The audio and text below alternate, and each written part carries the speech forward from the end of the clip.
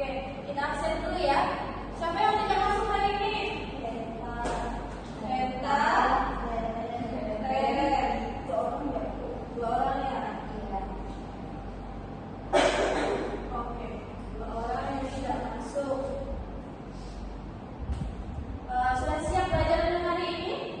Sudah siap.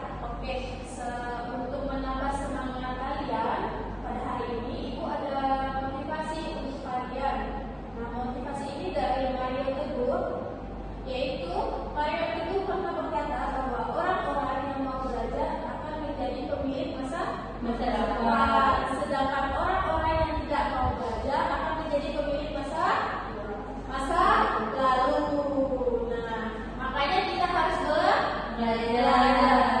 Oke, baiklah. Adapun tujuan pembelajaran kita pada hari ini, yaitu yang pertama, siswa dapat mengetahui apa itu teks laporan hasil observasi, ciri-ciri laporan hasil observasi, struktur laporan hasil observasi, serta dapat menganalisis bagian-bagian dari laporan hasil observasi. Pada hari ini kita akan belajar mengenai laporan hasil teks observasi. Nah, di sini siapa yang pernah melakukan observasi? Sudah. Indah, lakukan observasi mengenai apa? Objek dan tumbuhan. Nah, berarti Indah di sini sudah mengerti bagaimana cara melakukan observasi baik dan benar. Nah, adapun pengertian dari laporan hasil teks observasi yaitu laporan teks hasil observasi adalah teks yang berarti memiliki isi pengertian tentang penjabaran umum atau melakukan sesuatu berupa hasil dari observasi maupun pengamatan. Nah, sedangkan ciri-ciri dari laporan hasil observasi ini yang pertama harus bersifat global. Nah, yang kedua lebih menekankan pada pengelompokan berbagai hal ke dalam jenis-jenis sesuai dengan ciri-ciri setiap jenis pada umumnya.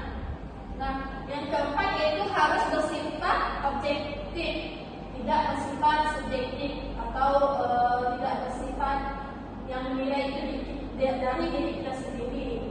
Yang kelima yaitu harus di dalamnya harus membuat fakta. Nah, setelah kita observasi, kita harus menemukan bagian-bagian yang sesuai dengan kenyataan dari kita melakukan observasi. Nah, yang keenam yaitu penjelasan lengkap dan struktur dari awal sampai akhir. Nah, bagian yang kita analisis nantinya itu harus sesuai, harus berurutan, tidak boleh berbalik-balik. Nah, yang ketujuh tidak menuliskan hal-hal yang menyimpang seperti mengandung prasangka ataupun berpihak. Nah, yang terakhir yaitu laporan hasil observasi ini harus ditulis secara menarik baik dalam isinya maupun tata bahasanya. Nah, coba kita bacakan struktur dari laporan hasil observasi ini. Yang pertama ada judul, yang kedua ada klasifikasi umum, yang ketiga ada deskripsi bacaan. Baik, terima kasih ya. Nah, itulah tadi penjelasan mengenai laporan hasil observasi. Nah, di sini Ibu lihat kalian kurang fokus dalam memperhatikan Ibu saat menjelaskan. Coba kalian berdiri dulu semuanya, kita SBK biar menambah kefokusan kalian saat belajar. Nah, SBK-nya itu ketika Ibu nyuruh pegang kepala, kalian pegang kepala. Ketika Ibu suruh pegang pundak, kalian pegang pundak ya. Ikuti instruksi dari Ibu. Oke. Pegang kepala, pegang pundak, pegang lutut, pegang telinga, pegang bahu, pegang telinga, pegang mata, pegang kepala. Tidak fokus ya. Coba kita sekali lagi. Oke, pegang kepala, lutut, telinga, mata, hidung, bahu, kepala. Oke, pasti sudah fokus.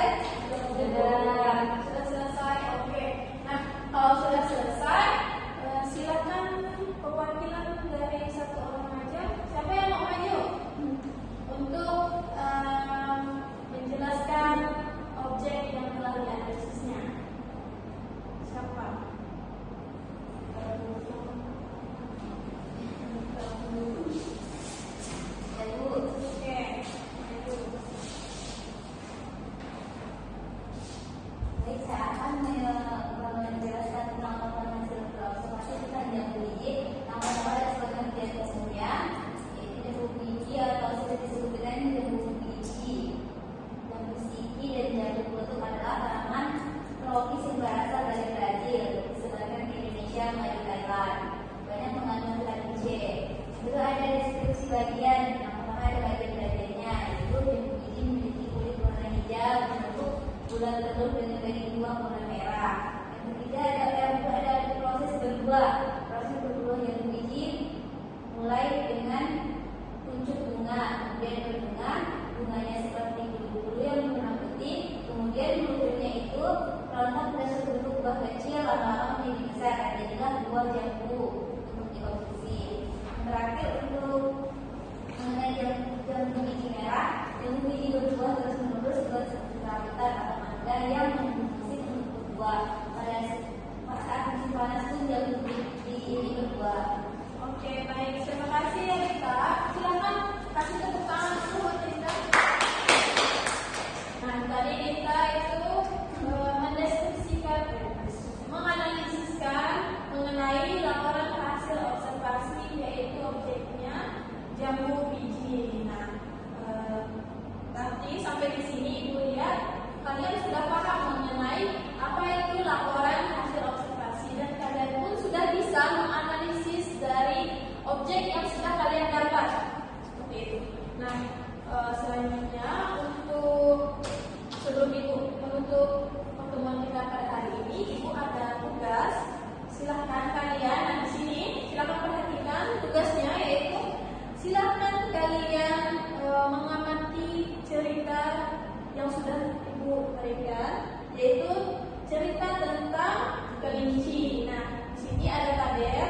Silahkan kalian isi tabelnya mengenai ciri-ciri. Yang pertama itu menyambung fakta, bersifat objektif, ditulis lengkap dan menyeluruh, yang bersifat kekinian, menambah pengetahuan dan wawasan. Nah, misalnya pada bersifat kekinian itu daging kelinci itu bisa diapain? Daging kelinci biasanya digunakan sebagai obat yang bisa menyembuhkan penyakit asma, seperti itu ya. Silahkan kalian analisis di rumah.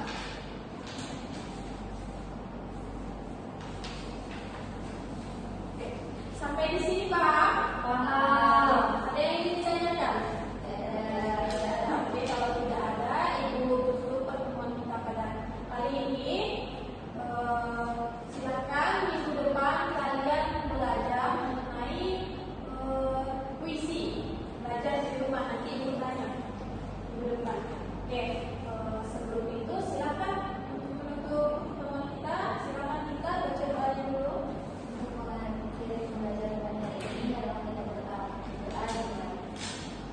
Berdoa selesai. Oke, sekian terima kasih dari Ibu. Semoga materi yang